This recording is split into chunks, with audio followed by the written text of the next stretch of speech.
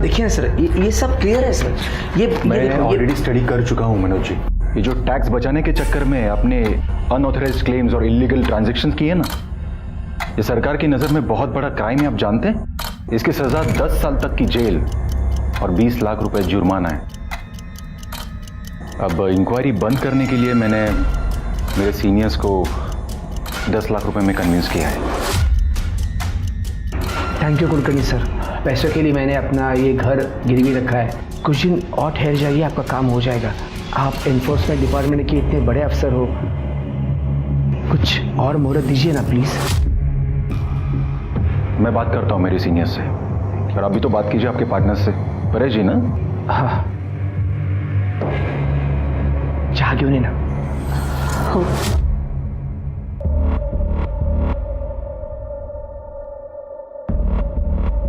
मनोज जी,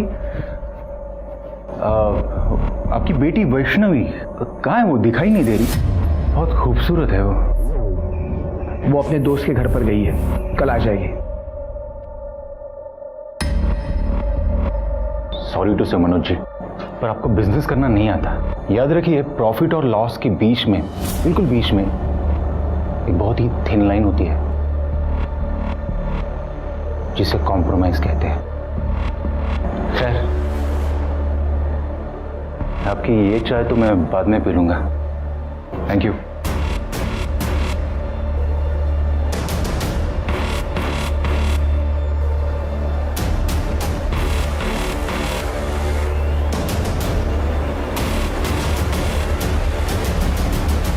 पता नहीं परेश फोन क्यों नहीं उठा रहा है। नमस्कार, मैं सोनाली कुलकर्णी आपका स्वागत करती हूँ क्राइम पेट्रोल सतर्क के इस नए अध्याय में। किसी ने सच ही कहा है, किसी भी देश की तरक्की, अस्मिता उस देश में रहने वाली नारी की स्थिति से नापी जाती है। आज हम एक ऐसा rarest of the rare case लाए हैं जो रिश्ते और विश्वास की परिभाषा के बिल्कुल विरुद्ध है। एक ऐसा घिनौना सच जिसकी हम कल्पना भी नहीं कर सकते। सिंधुदुर्ग के सावंत नगर में वैष्णवी गायकर रहती थी। उसके सपने बड़े और उम्मीदों से भरे थे। आखिर क्या हुआ था उस मासूम लड़की के साथ, जिसके लिए उसे मौत से भी बदतर सजा दी जा रही थी?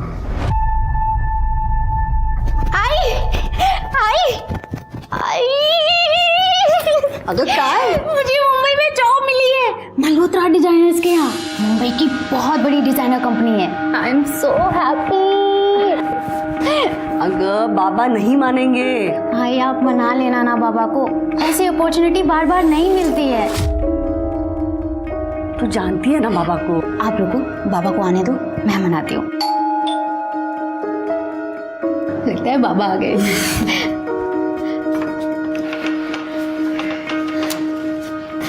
हाँ, आज भेज देंगे आज। नमस्कार।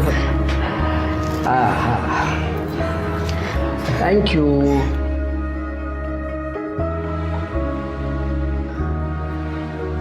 बाबा, मुझे मुंबई में जॉब मिली है, हफ्ते भर में निकलना होगा।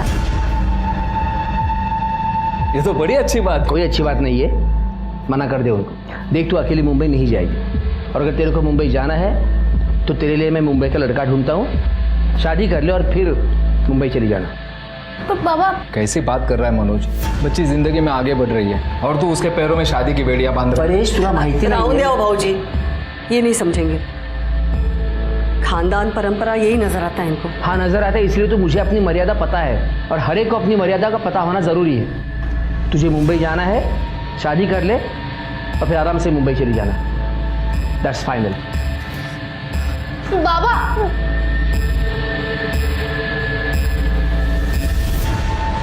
तुम्हें कल ही मेरे बाबा से शादी की बात करने के लिए आना होगा। कल? इतना जल्दी? वक्त नहीं है हमारे पास।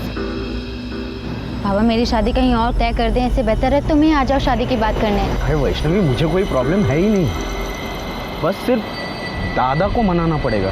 तुम मेरे लिए इतना नहीं कर सकते? ये भी कोई पूछने की बात है? तुम्हारे लिए तो अपनी जान भी हाजिर है।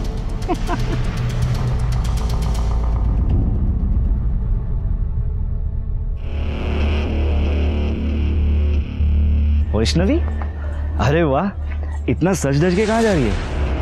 कहीं जा नहीं रही हूँ, ऋषि आ रहा है अपने भाई के साथ घर पे शादी की बात करने के लिए, उसी का वेट कर रही हूँ। फोन। यार विपिन, हम दोनों ना दोस्त हैं, एक ही कॉलोनी में रहते हैं। ये प्यार व्यार के चक्कर में ना हमारी दोस्ती मत खराब कर। हाँ हाँ, ज़्यादा लेक्चर मत दे। All the best.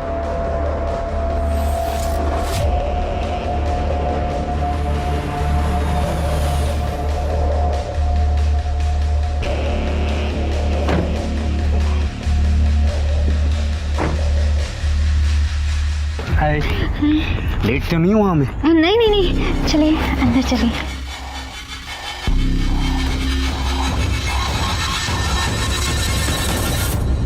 मनोज बाबू, परेश बाबू, पहले हमारे बीच जो कुछ भी हुआ उसे भूल जाते हैं। ये दोनों एक दूसरे से बहुत प्यार करते हैं, शादी करना चाहते हैं। वैसे मेरा भाई ग्रेजुएट है, एड एजेंसी में काम करता है, अच्छा खासा कमा लेता है। खुश रखेगा आपके बेटी को। सीधा साधा है मेरा भाई। सीधा साधा?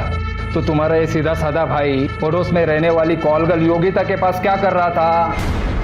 परेश, क्या बोल रहे तू? यो क्या बोल रहे हो काका? दिखाता हूँ। ये कौन है? तू ही है ना? देख ले, तुम्हारा सज्जन भाई। बगा।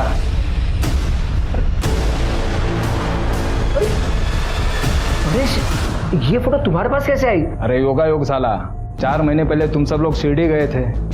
उस वक्त सावंतवाड़ी में मेरी मीटिंग तय हुई थी, तो मैं तुम्हारी बाइक लेने के लिए यहाँ आया था। तब इसको देखा था मैंने। फिर जब कल इन दोनों को साथ में देखा ना मैंने, तब इसको मैं पहचान लिया। आज सुबह उस योगिता के पास मैं गया था, उसी ने ये फोटो मुझे दी है। सुन, एक लड़का है ऋषि कोलवनकर, क्या तू जानती है उसे?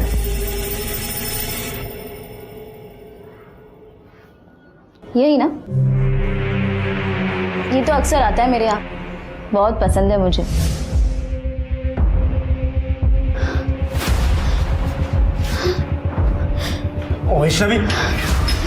वैष्णवी मेरी बात सुन। जा, अरे निकाल। वैष्णवी, निकलेगा या मैं निकालूं यहाँ से तुझे? वैष्णवी शांत हो जाओ, देखो गुस्से से बात बिगड़ जाएगी। बात आगे बढ़ानी नहीं है बाबा। ए, सुना ना तूने? अब कुछ बचा नहीं है। ए अक्षय, इधर आ।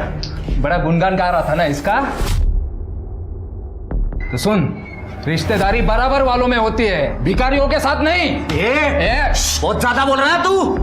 जान से मार दूंगा मैं तुझे, याद है? मुझे जान से मारेगा। अरे रुक जाओ। अरे दादा, अरे शांत हो दादा। दादा सॉरी, ये सब मेरी वजह से। रुक इधर ही रुक। तू रह गटर में, वहीं की पैदाइश है ना तेरी। परेश काका बिल्कुल सही कहते हैं, मेल जोल हमेशा बराबरी वालों में होता है। चल तू निकल। तेरी तो नहीं बात छोड़ूंगा नहीं से। चुपचाप दादा, बैठ गाड़ी में बैठ।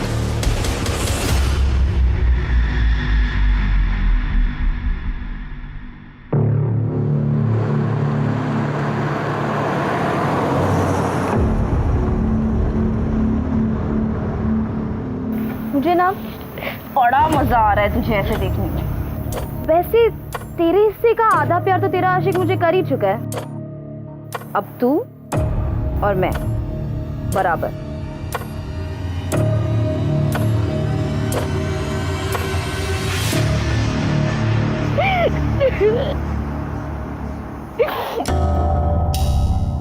I'm so sorry काका, मेरी वजह से आपको इतना सुनना पड़ा। अरे कुछ नहीं, उसकी बातों को तू दिल पे मत ले, वो कुछ नहीं करने वाला।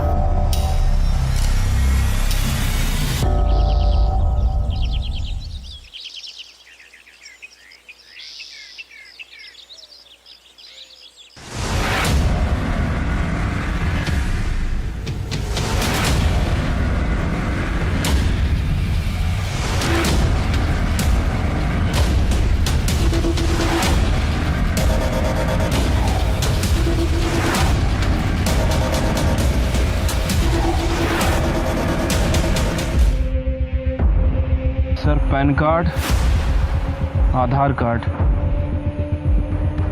परेश परचुरे, इसकी कंपनी का विजिटिंग कार्ड भी मिला है। विश्वास प्राइवेट लिमिटेड, और इसके पार्टनर का नाम भी लिखा है, मनोज गायकर। और वॉलेट में कुछ पैसे भी हैं। वॉलेट में पैसे भी हैं, फ़ोन भी है, मतलब चोरी का मामला तो नहीं है? सर वही बात तो समझ नहीं आ रही है, लेकिन सर एक चीज़ तो कंफर्म है कि इसका मर्डर कहीं और हुआ है और उसको यहाँ लाके डंप किया गया है। हाँ, हो सकता है, क्योंकि ज़मीन पर इतना खून भी नहीं बिखरा है। शिरके, फॉरेंसिक को बुलाओ और इसकी फैमिली को इन्फॉर्म करो। ठीक है सर। स्वाति, एम्बुलेंस को फ़ोन करो, बॉडी को पोस्टमार्टम के लिए भेजो। सब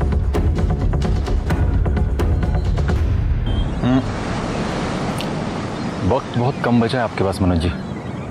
देखिए फिर क्या है ना, ये केस अगर मेरे हाथ से निकलकर मेरे सीनियर के पास चला गया ना, तो फिर मैं भी कुछ कर नहीं पाऊंगा। कुलकर्णी सर, मैं कोशिश कर रहा हूँ।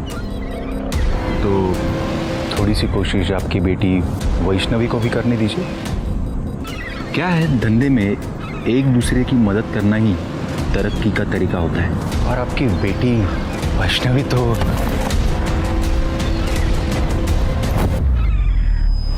ये गलती दोबारा मत करना, वरना 10 लाख के 20 लाख देने पड़ेंगे।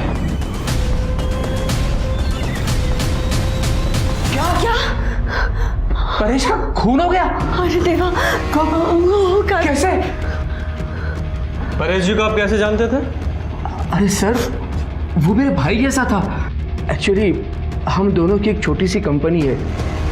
हमारे एरिया के काफ़ी सारे लोग दुबई में रहते हैं। वो वहाँ से पैसे भेजते हैं और हम उन पैसों को इंडियन करेंसी में कन्वर्ट करके उनके घर वालों को देते हैं 2% कमीशन काटकर। हमने सुना है कि आप दोनों पार्टनर्स के बीच में कुछ अनबन चल रही। हाँ, छोटे मोटे प्रॉब्लम्स तो होते ही रहते हैं ना पार्टनर्स के बीच में, और उसकी वजह थी सर। एक्चुअली परेश को सट्टा खेलने की आदत थी और इसकी वजह से अकाउंट से काफ़ी सारे पैसे उसने निकाले थे। बस उसकी वजह से बहुत नुकसान सहना पड़ता था। तो इस वजह से तुमने अपने पार्टनर की जान ले ली? सर, मैंने परेश को नहीं मारा, आप विश्वास कीजिए सर। एक मिनट। हाँ पूजा बेटा, वैष्णवी को जल्दी घर भेज देना। हाँ। क्या? लेकिन उसने तो कहा था वो तेरे घर जा रही है। ठीक है, तो आओ, थमा एक मिनट।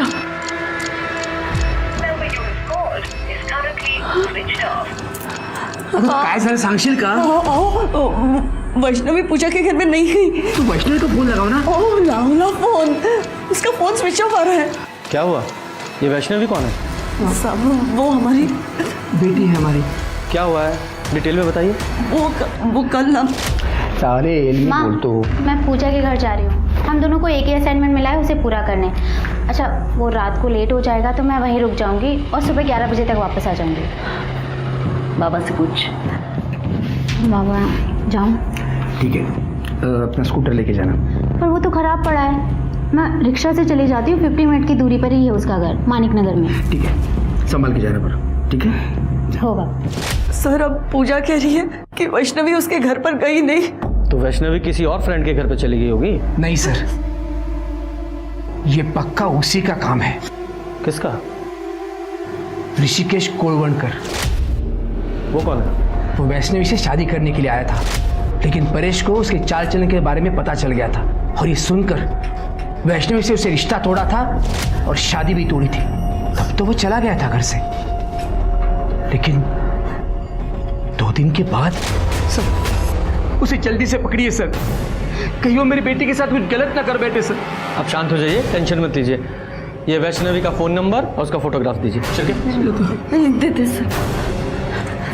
सर,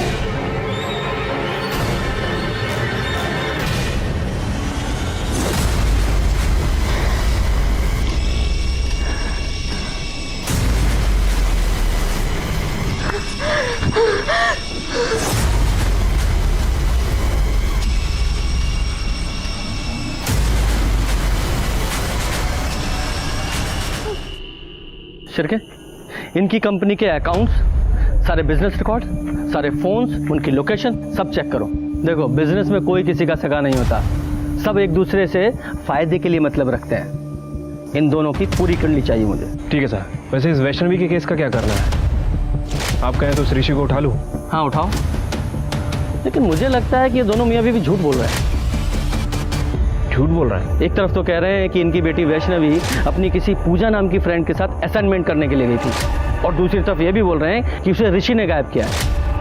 अब ये बताओ, इनकी बेटी वैष्णवी खुद घर पे बोल के गई थी वो अपनी किसी फ्रेंड के साथ सारी रात रुकने के लिए जा रही है। क्यों? इसका एक ही मतलब निकलता है कि वो अपनी मर्जी से ऋषि के साथ भागी है। हो सकता है सर।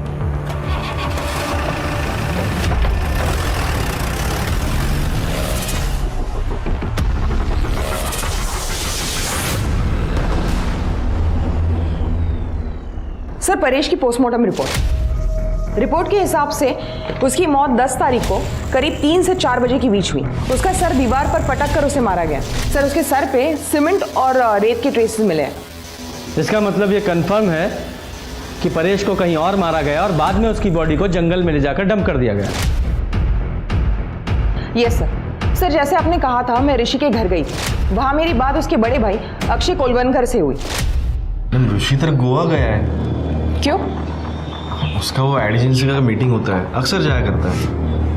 क्या हुआ मैडम, इतनी पूछताछ क्यों हो रही है? वैष्णवी अपने घर नहीं गई है 2 दिन से। वैसे मेरे भाई का उसके साथ कोई बातचीत नहीं होती है, हमारा कोई वास्ता नहीं है उनसे। ऋषि का नंबर दो। हाँ, 9821। सर, मैंने उसे कॉल किया था, लेकिन उसका फोन स्विच ऑफ है। शायद आपका शक सही है, ऋषि और वैष्णवी साथ में भागे हैं। इस ऋषि का फोन सर्विलेंस पे डालो। अगर ये गोवा कंपनी के काम से गया होता तो उसका फोन स्विच ऑफ क्यों होता? उसकी कंपनी में जाकर जरा पता करो। सर, परेश की कॉल रिकॉर्ड। सर, इसका फोन नाना साहब चौक के पास ही आके बंद हुआ था और यहाँ से 5 किलोमीटर दूर जंगल में इसकी बॉडी मिली। शिरके, एक काम करो, नाना साहब चौक का जो सीसीटीवी है उसकी फुटेज चेक करो 10 तारीख को 1 बजे से 4 बजे के बीच की। देखो सीसीटीवी फुटेज में परेश के साथ कोई और दिखाई देता है क्या? ठीक है सर। सर, एक और बात, ये परेश और मनोज की विश्वास प्राइवेट लिमिटेड के बैंक स्टेटमेंट। सर, कमाल की बात है कि इस कंपनी में 4 महीने से कोई भी ट्रांजेक्शन नहीं हुआ, और जब मैंने इस कंपनी के रेगुलर कस्टमर से बात की तो उन्होंने भी इस कंपनी के बारे में कुछ अजीब बात नहीं कही। लेकिन जब मैंने रिकॉर्ड चेक किए तो सर पता चला कि मनोज और परेश के खिलाफ आदर्श नगर पुलिस स्टेशन में फ्रॉड का केस फाइल हुआ था। किसने फाइल किया था? सर, अक्षय ने, ऋषि का बड़ा भाई। और सर, ये अक्षय एक 3 स्टार होटल में एडमिन में काम करता है।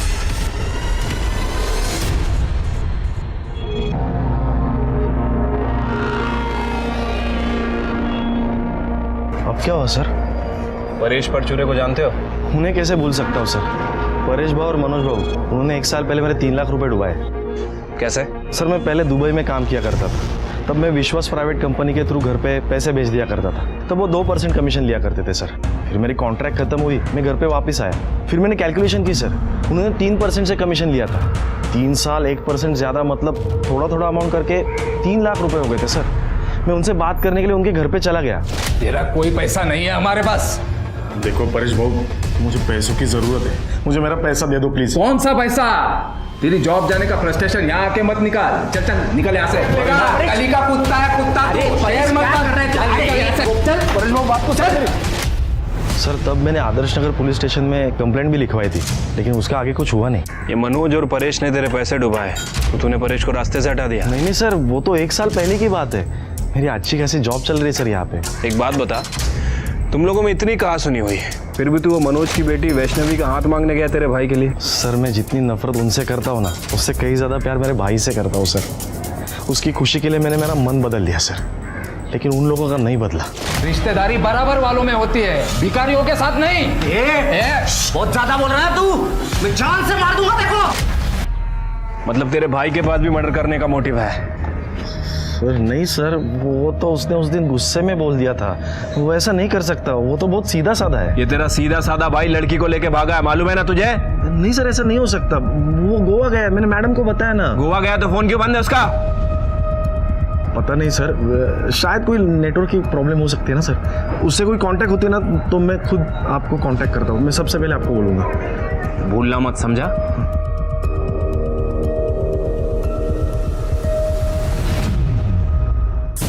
ये परेश की मौत 10 तारीख को और उसका फोन नाना साहिब चौक पे शाम को 4 बजे बंद हुआ, और उसी तारीख को वैष्णवी अपने घर से गायब हुई, और 10 तारीख को ऋषि भी गोवा का झूठा बहाना बनाकर अपने घर से निकला, और बाद में परेश की बॉडी हमें मिली। सर, हो सकता है कि ये ऋषि और वैष्णवी एक साथ भागे हों और परेश ने उन्हें देख लिया, फिर ऋषि और परेश का झगड़ा हुआ हो और ऋषि ने परेश का मर्डर कर दिया। हाँ, पॉसिबिलिटी तो है, क्योंकि 10 तारीख को 1:30 बजे से 2 बजे के बीच में वैष्णवी ऋषि दोनों का फोन अपने अपने घर पे स्विच ऑफ हुआ। मतलब उन्हें पहले से पता था कि उन्हें कब और कहां मिलना है और कहां जाना है। हाँ सर, कॉल रिकॉर्ड्स के हिसाब से 5 से 10 तारीख के बीच वैष्णवी और ऋषि में अक्सर कॉल्स हुए। इसका मतलब है दोनों में सुलह हो चुकी थी। शिरके, एक काम करो, ऋषि और वैष्णवी के फोटोग्राफ्स आसपास के सभी पुलिस स्टेशन में सर्कुलेट करो। बोलो जहां भी दिखे तुरंत अरेस्ट करें। ठीक है सर।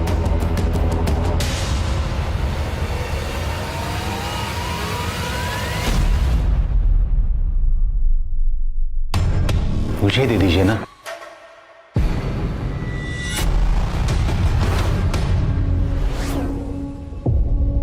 वाह, खूबसूरती की तारीफ ना हो ना तो तौहीन हो जाती है। सुजाता, ऊपर जाओ।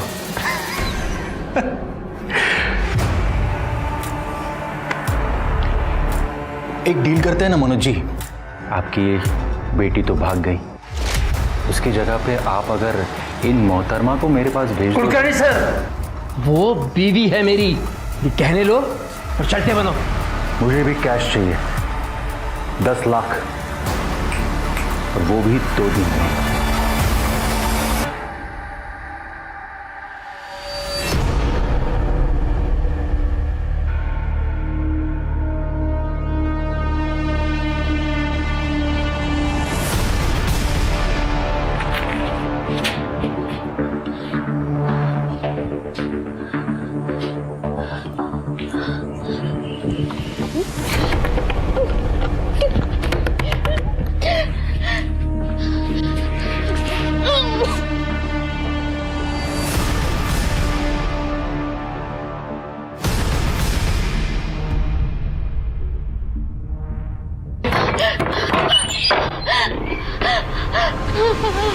तमाम कोशिशों के बाद भी पुलिस परेश के कातिल तक नहीं पहुंच पा रही थी और दूसरी तरफ वैष्णवी पर अत्याचार और शोषण बढ़ता जा रहा था। पुलिस वैष्णवी को ढूंढने की हर मुमकिन कोशिश कर रही थी, लेकिन उनके हाथ कोई कामयाबी नहीं लग रही थी। फिर अगले दिन कुछ ऐसी घटना घटी जिसने पुलिस को सिर्फ हैरान ही नहीं बल्कि सोचने पर भी मजबूर कर दिया।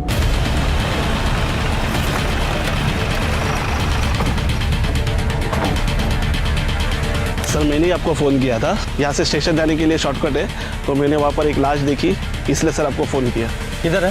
सर यहाँ पर है। सर, ये तो वैष्णवी है। सर, वैष्णवी को गला दबा के मारा गया और सर हालत देख के लगता है इसके साथ सेक्सुअल असॉल्ट भी हुआ है। मेंटल और फिजिकल टॉर्चर दोनों हुआ है इसके साथ। इसकी फैमिली को इन्फॉर्म करो और फॉरेंसिक टीम को बुलाओ, बॉडी को पोस्टमार्टम के लिए भेजो। विपिन ने मारा है इसको, विपिन ने मारा है, विपिन ने मारा है।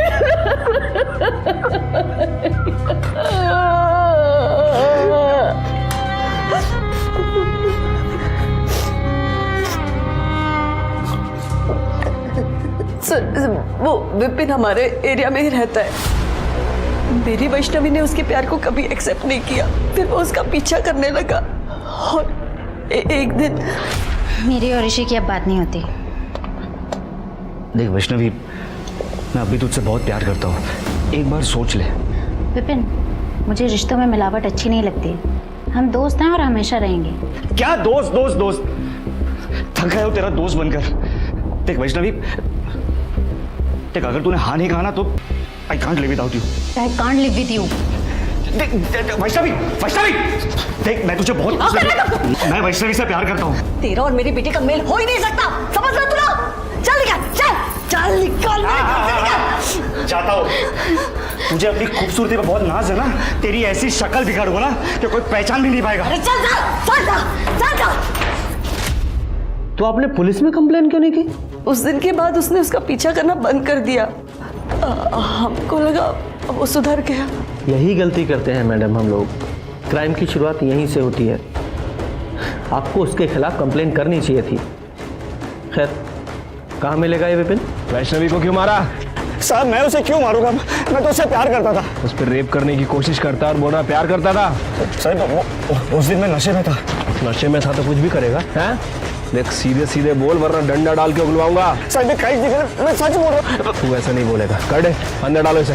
सर मेरी बात तो सुनो सर। सर मैंने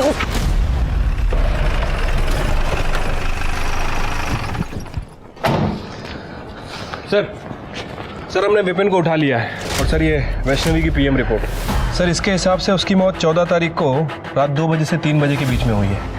गला घोटने की वजह से उसकी मौत हुई है सर। और सर रिपोर्ट में ये भी मेंशन है कि उसके साथ लगातार 4-5 दिन से सेक्सुअल एक्टिविटीज हो रही थी, लेकिन कहीं कोई सीमन सैंपल नहीं मिला है। एकदम जानवर है ये। जिसने भी वैष्णवी को मारा है उसके मन में वैष्णवी के खिलाफ बहुत गुस्सा भरा होगा। Sir Azad Nagar police station record के हिसाब से वैष्णवी और सुजाता ने योगिता नाम के कॉल गर्ल के खिलाफ कंप्लेन लिखवाई थी। क्या कंप्लेन लिखाई थी? सर रेसिडेंशियल एरिया में ये योगिता जिस्म फरोशी का बिजनेस करती थी। 2-3 बार पहले भी ये योगिता वुमेन ट्रैफिकिंग के लिए अरेस्ट हुई है। बुलाओ इस योगिता को। सर वो वैष्णवी और सुजाता ने मेरी झूठी कंप्लेन की थी। मैं कोई धंधा वंदा नहीं करती सर। अच्छा बेवकूफ समझा है मैं। पुलिस बिना वजह किसी को अरेस्ट नहीं करती, समझी? हमें क्यों लेकर चल रहे हैं? चल बैठ।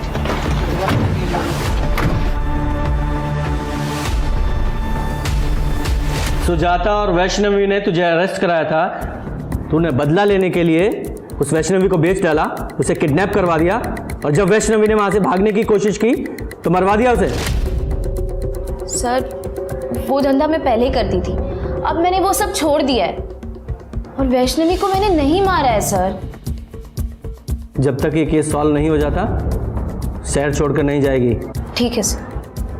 जाओ। स्वाति नजर रखना इस पर।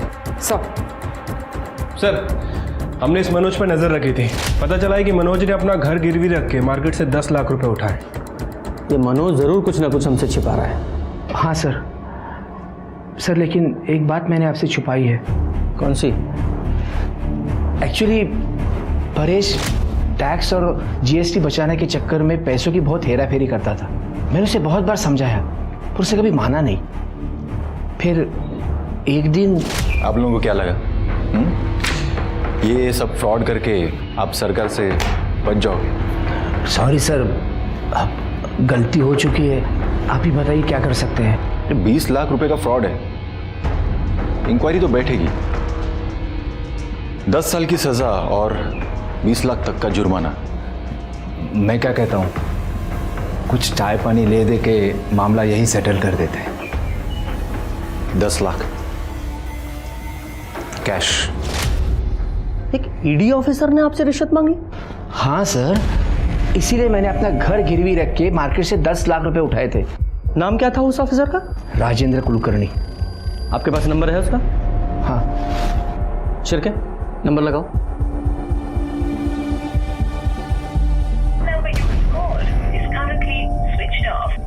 सर इसका फोन बंद आ रहा है।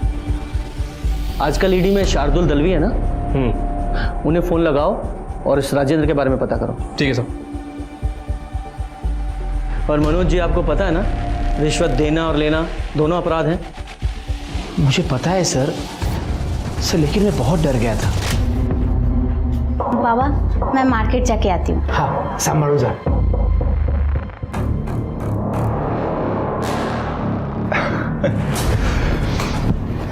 आपकी बेटी मेरा मन बहलाने के लिए कुछ दिन आ जाए तो। कुलकर्णी सर उसकी मेरी बेटी पर ही नहीं, मेरी बीवी पर भी बुरी नजर थी सर। इसलिए सोचा कि उसके सारे पैसे उसको देकर मामला खत्म कर दूं बस। मनोज जी ये बात आपको हमें पहले बतानी चाहिए थी, यहां तक नौबत नहीं आती। सर दलवी साहब से बात हुई है। उनका कहना है कि ईडी में राजन कुलकर्णी नाम का कोई भी ऑफिसर नहीं है। क्या? और सर विश्वास प्राइवेट लिमिटेड नाम से कभी भी कोई इंक्वायरी नहीं निकली। सच में? मतलब ये आदमी फेक ईडी ऑफिसर बनकर लोगों को ठग रहा है। शिरके इस नंबर को ट्रैक करो, इस नंबर की सारी कॉल लोकेशन और कॉल रिकॉर्ड चाहिए मुझे। मनोज जी आप इस सो कॉल्ड ईडी ऑफिसर को तो अच्छे से जानते ही हैं, चेहरा कई बार देखा आपने। हाँ साहब। स्केच बनवाओ।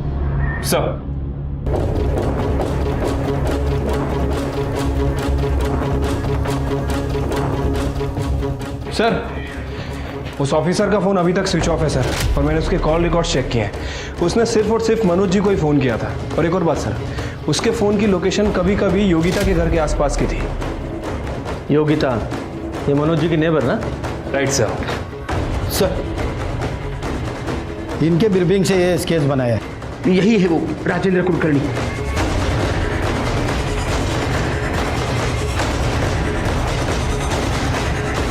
देखो, डरो मत, बताओ यही था? हाँ सर, ये एक बार आया था। ए योगिता, ये अपना पुराना दोस्त है, इसे मजा आना चाहिए।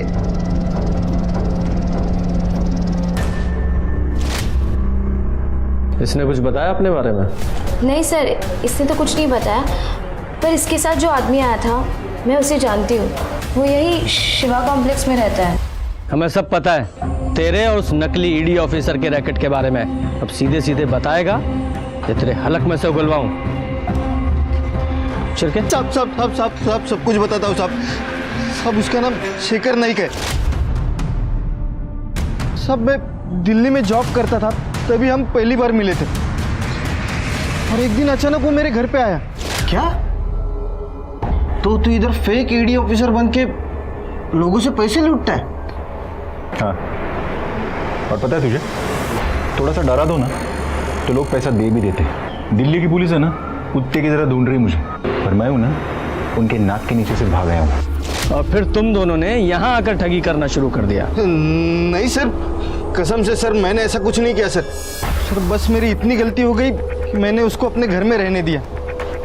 सर ना वो मेरे घर में रहता और ना ही वो ऋषि से मिलता। ऋषि कोलवनकर? हाँ सर। पता नहीं यार, उस योगिता ने मेरी फोटो उस परेश को क्यों दी? जी करता है उसे जान से मार दूं। तेरे को पता है, उस परेश और उस मनोज जी के कंपनी ने मेरे दादा के 3 लाख रुपए खाए। क्या? हाँ। कौन सी कंपनी रे? कैसे पैसे? अरे मेरा अक्षय दादा पहले दुबई में हुआ करता था ना, वो वहां से पैसे बेचता था इन लोगों को। ये लोग इन्वेस्टमेंट करते थे, कर दिया घपला। और जब वापस मांगने गया तो बोला कुछ नहीं मिलेगा, इनके पास कुछ भी नहीं है। और तभी शेखर के दिमाग में मनोज और परेश को लूटने का प्लान आया और उसने उनके कंपनी में फ्रॉड बताकर उनसे 10 लाख रुपए की मांग की सर। कहाँ है तेरा वो शेखर? सर वो मुंबई गया हुआ है, कल लौटेगा। खड़े लेके जाओ इसे। हाँ साहब, सच में मैंने कुछ नहीं किया साहब, साहब कसम से। छिड़के, अगर लोमड़ी का शिकार करना है तो उसे बोटी डालनी पड़ेगी। मनोज जी को फोन लगाओ और उनसे कहो कि शेखर मतलब राजेंद्र का अगर उन्हें फोन आए तो उससे कहें कि पैसे रेडी है। ठीक है sir.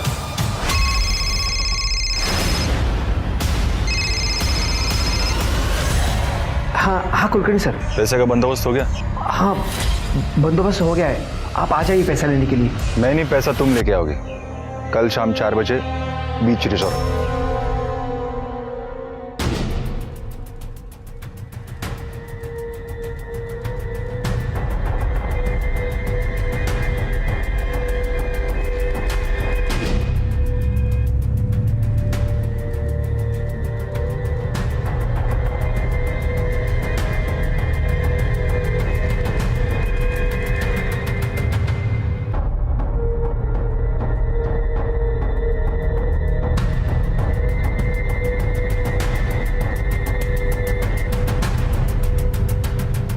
Mister Rajendra Kulkarni from ED, I card दिखाइए प्लीज। हाँ,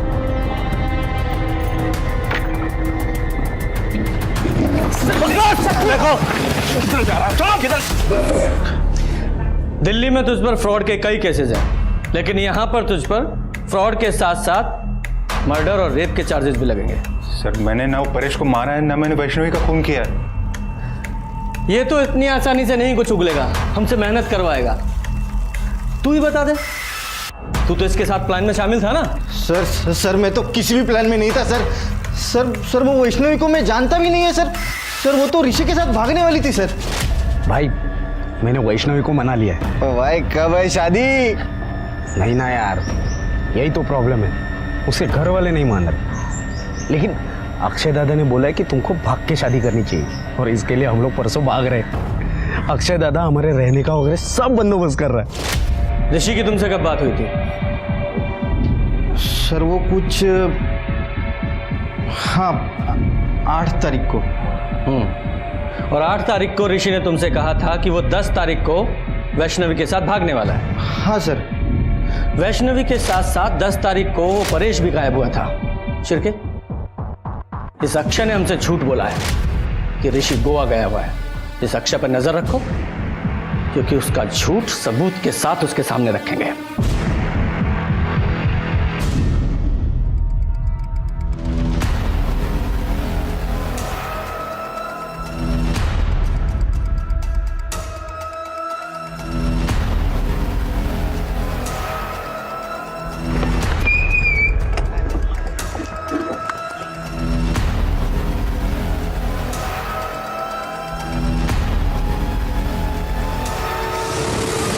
अरे दादा, लेकिन हुआ क्या?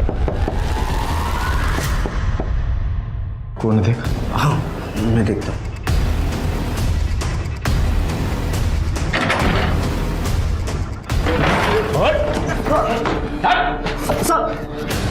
क्यों? तुम दोनों ने मारा है ना वैष्णवी और परेश को? दादा, आपने तो बोला हम लोग दोनों कल मुंबई जा रहे हैं ना, और आपकी उससे बात भी हुई है, वैष्णवी कल यहाँ आ रही है ना। दादा, झूठ बोला है तेरे भाई ने तुझसे। 10 तारीख को वैष्णवी तुझसे मिलने के लिए निकली थी, फिर वापस घर नहीं पहुंची और सीधे 14 तारीख को हमें उसकी लाश मिली। 4 दिन तक उसके साथ ब्रूटली रेप किया गया। और पता है किसने किया? मेरा और मेरे भाई का अपमान किया। और इसको 8 तारीख को फोन आया उस वैष्णवी का, उसने बोला कि फिर अपनाएगी इसे, तब मैंने प्लान बनाया। ऋषि, तुम यहाँ से सीधा वर्तक नगर के लिए निकलना। मैं वैष्णवी को उसके घर से पिकअप करता हूँ और वर्तक नगर में छोड़ता हूँ। वहाँ से तुम दोनों मुंबई के लिए निकलना, लेकिन ध्यान से अपना फोन स्विच ऑफ कर लेना, दोनों भी, ताकि तुम लोगों तक कोई पहुँच ना पाए। मैं पूजा के घर जा रही हूँ। हम दोनों को एक ही असाइनमेंट मिला है, उसे पूरा करने।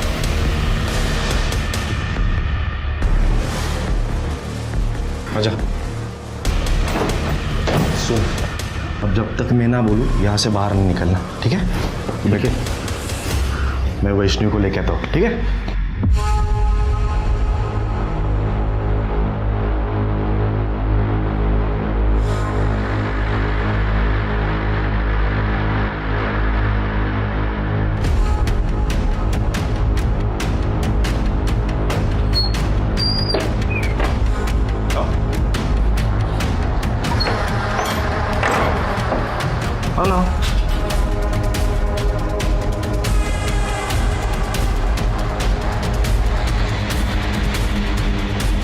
दादा, आप कहाँ लेके आए हैं मुझे?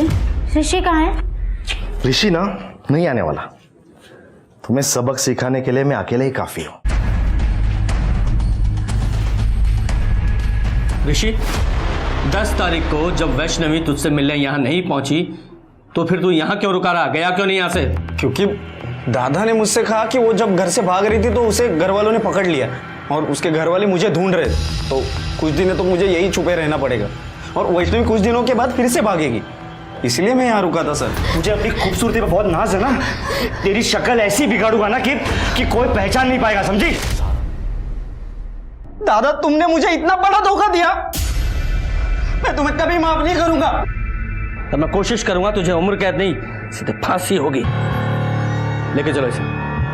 अक्षय कोलवणकर को वैष्णवी रेप केस में आईपीसी की धारा 375 और साथ ही साथ वैष्णवी और परेश के मर्डर केस में धारा 302 के तहत फांसी की सजा सुनाई गई।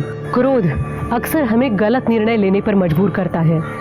क्रोध से अहंकार पैदा होता है और अहंकार हिंसा को बढ़ावा देता है। इसलिए क्रोधित होने से पहले उससे होने वाले परिणामों के बारे में सोचना हमारी जिम्मेदारी है। अब मैं सोनाली कुलकर्णी आपसे विदा लेती हूँ। फिर मिलेंगे एक नए केस के साथ क्राइम पेट्रोल सतर्क जस्टिस रीलोडेड में। तब तक अपना और अपने परिवार का ख्याल रखिए। आप जानते हैं कि हम सब एक मुश्किल दौर से गुजर रहे हैं। कृपया मास्क पहने, सैनिटाइजर का इस्तेमाल करें और सोशल डिस्टेंसिंग ध्यान में रखें। देखते रहिए क्राइम पेट्रोल सतर्क। जय हिंद। For more updates, subscribe to our channel, click the show links and enjoy watching the videos.